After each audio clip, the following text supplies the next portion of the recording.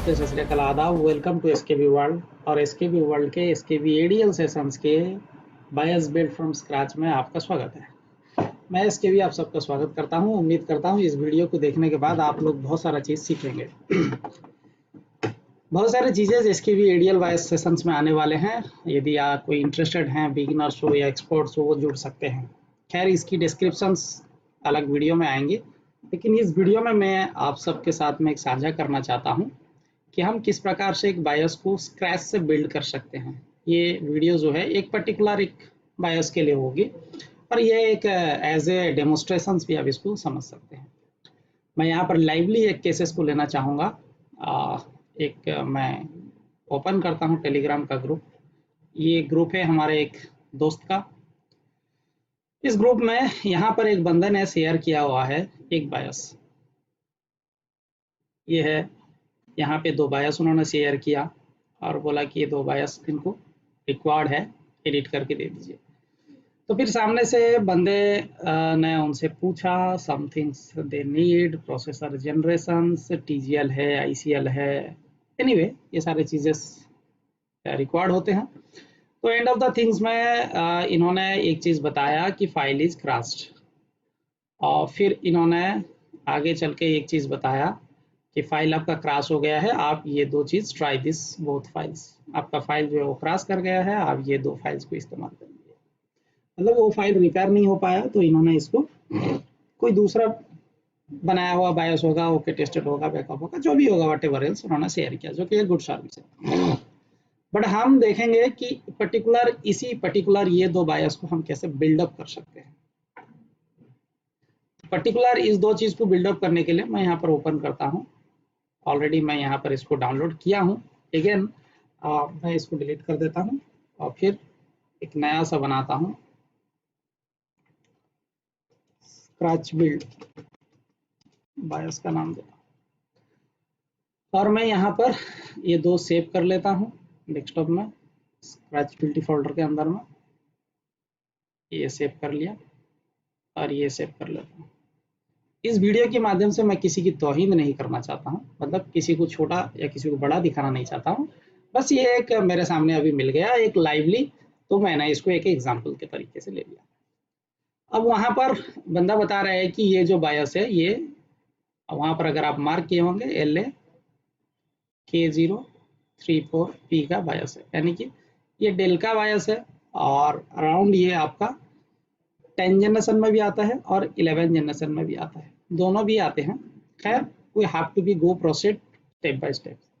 ये हमारा 8 MB का बायस है लगभग, जिसमें माना जाता है कि 8 MB जो होता है उसमें एमी रीजन कंटेंट करता है या इंटेल की हेडर होती है, और जो 16 MB की बायस होती है वो माना जाता है कि वो टिपिकली बायस रीजन होते हैं। जैसे हम सब जानते हैं कि डेल जो है वो अराउंड आपको कंप्लीट बायस देता नहीं है, आपको बायस रीजन दे देता है, इसी रीजन दे देता है, एमी रीजन दे देता है। हमें उसको बिल्डअप करना पड़ता है एक्सट्रैक्ट के बाद। पहले ये समझते हैं कि इनमें क्या क्रैशेस हुआ है। जो बंदे अपडेट किए कि क्रैशेस हुआ, शायद इन्होंने बिल्ड नहीं कर पाए होंगे। We have to analyse that thing first. पहले हम उसको एनालाइज करेंगे। एनालाइज करने के लिए सबसे पहले 8 MB को हम क्या करेंगे, एमी एनालाइजर में ड्रैग एंड ड्रॉप करेंगे, और इसको जैसे ही आप देख सकते हैं कि ये एमी सेक्शन जो है वो क्रैश कर गया, it show this is crashes. अब ये अगर क्रैश कर गया है, ठीक है, डन। दूसरा पार्ट जो है वो हम देखते हैं यूएफआई टूल्स में बायस की रीजंस, जो कि ऑलमोस्टली मुझे तो लग रहा है कि ये वाला रीजंस किसी प्रकार की प्रॉब्लम हुई नहीं है। अगर जब भी हुई है, डेल की जब EXU को हम एक्सट्रैक्ट करेंगे तो ये रीजंस हमें कम्प्लीटली फ्रेश मिल जाएगा। लेकिन ये जो 8 MB है ये कंप्लीट फ्रेश मिलेगा नहीं, इसका 2-3 हिस्सा मिलेगा, इसी रीजन मिलेगा और बायस एमी रीजन मिलेगा। फिर हमें उसे बिल्डअप करना पड़ेगा। लेकिन हमें समझना पड़ेगा कि ये क्रैश क्या किया है। इसको अगर हम यूएफआई में ओपन करते हैं तो लेट अस अंडरस्टैंड। तो यहाँ पर हमारे को किसी प्रकार का कोई इन्फॉर्मेशन, एमी रीजन की कोई इन्फॉर्मेशन अवेलेबल नहीं है, और अगर हम इसको रीड करना चाहते हैं तब भी हमें पता चलता है कि इसकी हेडर जो है वो लगभग करप्ट है, क्योंकि नॉर्मली जो हमारी इंटेल की हेडर होती है वो .16.z से शुरू होती है, इस प्रकार से शुरू होती है। बट यहाँ पर अगर हम देखेंगे उस प्रकार से है नहीं। एनीवे, हम स्टेप बाय स्टेप जाकर समझेंगे। तो सबसे पहले मैं आपको यहाँ पर समझाता हूँ कि अगर ये बायस कौन सा जनरेशन का, वी डोंट नो। तो इसके लिए हम बायस रीजन्स को CPUID एक्सट्रैक्टर शायद हमें ऑपरेंड्स में मिल जाए। Yes, here is the service tag. तो सबसे पहले हम सर्विस टैग को कॉपी करते हैं और रिलेटेड बायस की EXE को हम डाउनलोड करते हैं।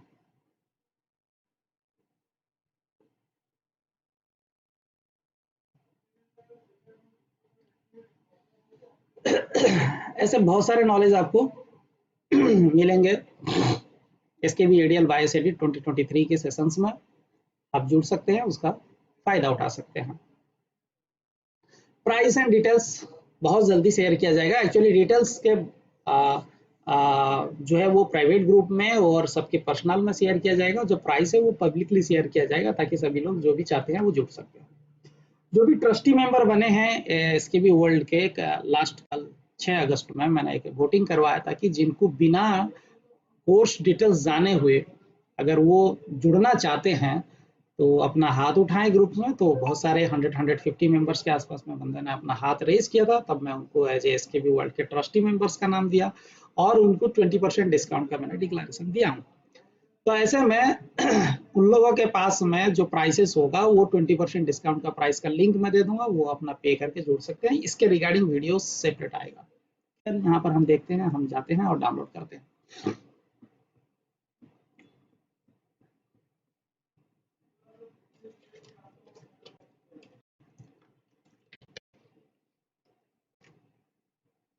ये जो हम बायस है ये स्क्रैच से बिल्ड कर रहे हैं, मतलब एक तरीके से हमारी ओल्ड बायस जो है वो खराब हो गई है तो हम इसको बिल्ड करना चाहते हैं।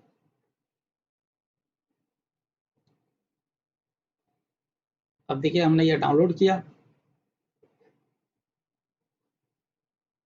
अब हमारा काम होता है इसको एक्सट्रैक्ट कर लेना।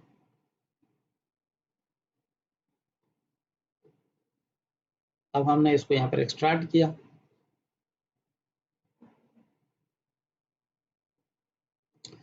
अब एक्सट्रैक्ट हो गया तो यहाँ पर आप देखिए अपनी यूटिलिटीज को डिलीट कर लेता हूँ मैं, फर्मवेयर को ओपन करता हूँ। इसमें भी शायद 2 फोल्डर होंगे I think, yes, ICL and TGL। जैसे मैंने बताया आपको कि ये TGL का है, ICL का नहीं है, तो हम ICL फोल्डर को डिलीट कर लेते हैं। ICL 10 जनरेशन है, TGL 11 जनरेशन है, टाइगर लेकर। तो इसके अंदर से हमारे को क्या चाहिए, अब हमारा बायोस 2 फाइल है, एक 8 MB का है और दूसरा है 16 MB का। ये 16 MB होल जो है वो बायोस रीजन है, तो ये डेल डायरेक्ट हमारी प्रोवाइड करता है, तो उसके लिए हमें कोई ओल्ड बायोस की रिक्वायरमेंट है ही नहीं। तो ये हमारा, आप इसको हम देख सकते हैं। अगर हम इसको देखेंगे तो हमारा ये बायस रीजन है जो कि एग्जैक्टली 16 MB की अवेलेबल है। तो हम इसको UEFI में ड्रैग एंड ड्रॉप कर सकते हैं।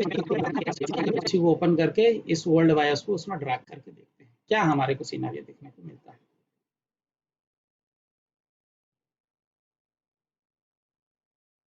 जब हम इसको ड्रैग एंड ड्रॉप करते हैं तो देखिए यहाँ पर हमारे को एरर जो है वो इनवैलिड इनपुट टाइप फाइल्स, ये जब इनवैलिड इनपुट टाइप फाइल्स होता है तो इसका तो ये अब हमारा जो है ना इंटेल इमेज बनकर आ गया, यानी कि डिस्क्रिप्टर रीजन जो 4 KB का था वो हमारा कहीं ना कहीं प्रॉब्लम्स बन गया था। तो इसके वजह से सही रीड नहीं होने की वजह से पूरा इंटेल की इमेज जो है वो करप्ट हो गया था। तो अब हमारे पास में बायस जो है ये रिस्टोर हो गया है। अब ये इस बायस को एज ए रेफरेंस लेकर हम बिल्ड कर सकते हैं। तो अब हमारी FITC को ओपन करते हैं। अभी इस बायस को हम क्या करेंगे, ड्रैग एंड ड्रॉप करेंगे।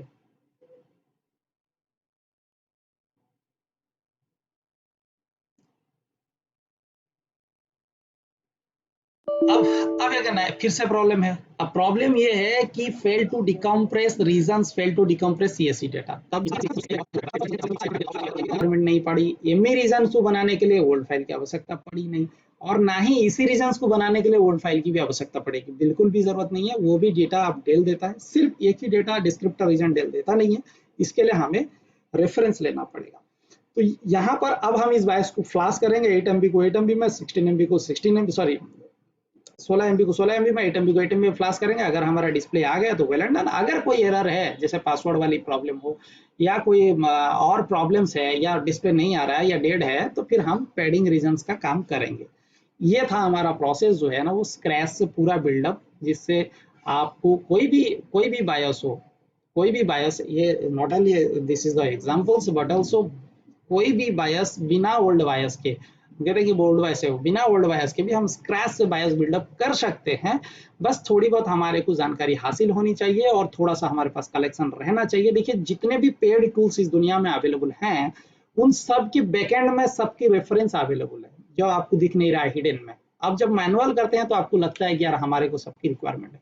आप एक बार वो सबका कलेक्शन कर लीजिए, फिर आप 1 साल के बाद देखेंगे पेड टूल्स की आवश्यकता नहीं है, आपके पास सारे चीज होंगे, आप सिंगल क्लिक में सब कुछ कर सकते हैं, कोई टेंशन नहीं है। तो उम्मीद करता हूँ कि ये जो तरीका मैंने बताया बायस फ्रॉम द स्क्रैच, ऐसे बहुत सारे होंगे। अभी एडीएल सेशन में स्क्रैच फ्रॉम द बायस आपको अलग अलग तरीके का मैं करके दिखाऊंगा, अलग अलग कलेक्शन बताऊंगा, कैसे कलेक्शन करेंगे, कैसे आप अलग अलग चीजें को बिल्ड करेंगे, कैसे क्लीन करेंगे, कैसे एमई क्लीन करेंगे, कैसे एमई की कलेक्शंस कर सकते हैं, उसकी ऑर्गेनाइज करके आप यूएफआई से एमई क्लीन कर सकते हैं। तो काफी सारी चीजें आपको एडीएल सेशन में देखने को मिलेगा। उम्मीद करता हूं कि आप एडीएल सेशन जुड़े। बहुत जल्दी एडीएल सेशन का रजिस्ट्रेशन शुरू होने वाला है और प्लस उसकी जो बुकिंग यानी कि आपकी पेमेंट्स का ऑप्शंस भी आ जाएगा। सो आप उसको जल्दी से जल्दी बुकिंग करें और अपना स्लॉट को बुक कर लें। और इस सेशंस में आपको बहुत सारे चीज मिलेंगे। अनलॉकिंग करने का तरीका बहुत आसान कर दिया हूँ, बहुत इजीली आप अनलॉक कर सकते हैं, बहुत आसानी, बहुत सारी चीजें आप फिक्स कर सकते हैं, बहुत इजी तरीके से आप एमई क्लीन कर सकते हैं, बहुत इजी तरीके से बायोस बिल्ड कर सकते हैं, बहुत ही इजी तरीके से आप किसी का हैंग लोगों का इशू को रिजॉल्व कर सकते हैं, सर्विस टैग का इशू को रिजॉल्व कर सकते हैं। बहुत सारे चीजें जो है ना इस बार एडीएल सेशंस में लेकर आ रहा हूँ। उम्मीद करता हूँ आप हमारे साथ जुड़ेंगे और अपनी जो नॉलेज को है इसको बढ़ाएंगे। अब देखिए बायस एडिटिंग आज के डेट में क्यों जरूरत है, क्योंकि भाई आज के डेट में अगर आप बायस एडिट नहीं करते हैं तो आप किसी पेड टूल्स के ऊपर डिपेंड करेंगे, जो कि सालाना आपको पेमेंट करना पड़ेगा रिन्यूअल के नाम से। और दूसरी बात, आपको जो सारे प्रॉब्लम्स आजकल आ रहे हैं आप देख लीजिए, वो सब रिलेटेड टू बायस। जिनके पास में बायस की स्किल नहीं है एडिट करने का, उनकी रिपेयरिंग का स्किल नहीं है, वो रिपेयर नहीं कर सकते, ज्यादा कमा नहीं सकते और रिजल्ट नहीं आ सकता है। अब देखिए आपके पास लॉकिंग सिस्टम आ रहा है, आपके पास सर्विस टैग का प्रॉब्लम आ रहा है, आपके पास में ब्लू डंप का आ रहा है, आपके पास में हार्ड डिस्क नहीं डिटेक्ट कर रहा है, M.2 डिटेक्ट नहीं कर रहा है, ब्लू डंप दे रहा है और डिले डिस्प्ले है नो डिस्प्ले केसेस है, डेड है, ऐसे न जाने सिक्योरिटी एरर है, एंड पॉइंट सिक्योरिटी है, और उसके बाद में इम्यूनिटी डेटा का एरर है और टच स्क्रीन काम नहीं करना है। काफी सारी चीजें हैं, मतलब जैसे कि साउंड नहीं बजता है, ऐसे बहुत सारे, जो ऑनबोर्ड रैम डिसेबल करना है, रैम ऑनबोर्ड का काम नहीं कर। तो जो एक समय था आप transistor, register, MOSFET, capacitor, circuit, schematic के ऊपर डिपेंड करके काम करते थे, आज दौर है कि आपको बायस के ऊपर में बहुत ज्यादा मेहनत करना पड़ेगा। और जब आप बायस एडिटिंग सीख जाएंगे तो आप ये सारे प्रॉब्लम्स आसानी से सॉल्व कर पाएंगे और आप एनकैश कर पाएंगे। आपका आने वाला जो समय है वो बायस के ऊपर डिपेंड करेगा 3-4 साल। अगर आज मेहनत नहीं करेंगे, कल कोई और आगे रहेगा, आप पीछे रह जाएंगे। आप पेड टूल्स पे डिपेंड करेंगे। और पेड टूल्स के बारे में बता देता हूँ, पेड टूल्स भी इनसफिशिएंट हैं वो आपकी प्रॉब्लम को सॉल्व करने में। पेड टूल्स इनसफिशिएंट क्यों हैं, क्योंकि जब एक EXE आप डाउनलोड करते हो उसमें 2-4 बायस रीजन्स मिलेंगे। अब पेड टूल भी स्वयं से कंफ्यूज है कि मैं कौन सा बायस रीजन का इस्तेमाल करूं, कौन सा एमी रीजन का इस्तेमाल करूं। तो आप ऑप्शन सिलेक्ट करते करते आपका दिन निकल जाएगा। आपको मैनुअल समझना पड़ेगा, मैनुअल करना पड़ेगा और मैनुअल ही सबसे ज्यादा रिजल्ट आएगा। आज आप पूरे ग्लोबली वर्ल्ड में देख लीजिए, जो STP वर्ल्ड के सब्सक्राइबर हैं उनका रिजल्ट सबसे टेबल में ज्यादा है। चाहे आप बिना पिक्स ले लो, टेक्निक ले लो, नोटबुक स्कीमेटिक ले लो, आप LB का किसी का भी ले लो, उनके यूजर्स आके मेरे पास से बायस लेते हैं। क्यों लेते हैं भाई? क्योंकि उनके यूजर्स जो ऑटोमेटिकली बिल्डअप करते हैं उससे रिजल्ट बहुत ज्यादा कम आता है। जहाँ कंफ्यूजन वाला चैप्टर आता है 10 जनरेशन, 11 जनरेशन, 12 जनरेशन, 13 जनरेशन में, 6-7 जनरेशन ठीक है, वो हो जाएगा, कोई टेंशन नहीं है। 8, 9, 10, 11, 12, 13 उसमें आप फंस जाओगे, आपका कोई भी टूल्स काम करने के लायक नहीं बचेगा। ठीक है, टूल्स है लेकिन आपकी बुद्धि नहीं है तो टूल्स काम नहीं करेगा, ये बात को याद रखना। तो ऐसे में बहुत सारे चीजें हैं जो बायस एडिटिंग की दुनिया में डिपेंड करेगा। उम्मीद करता हूँ कि एडीएल सेशन में आप सबसे मुलाकात होगा। तब तक अपना और अपना ख्याल रखें। अल्लाह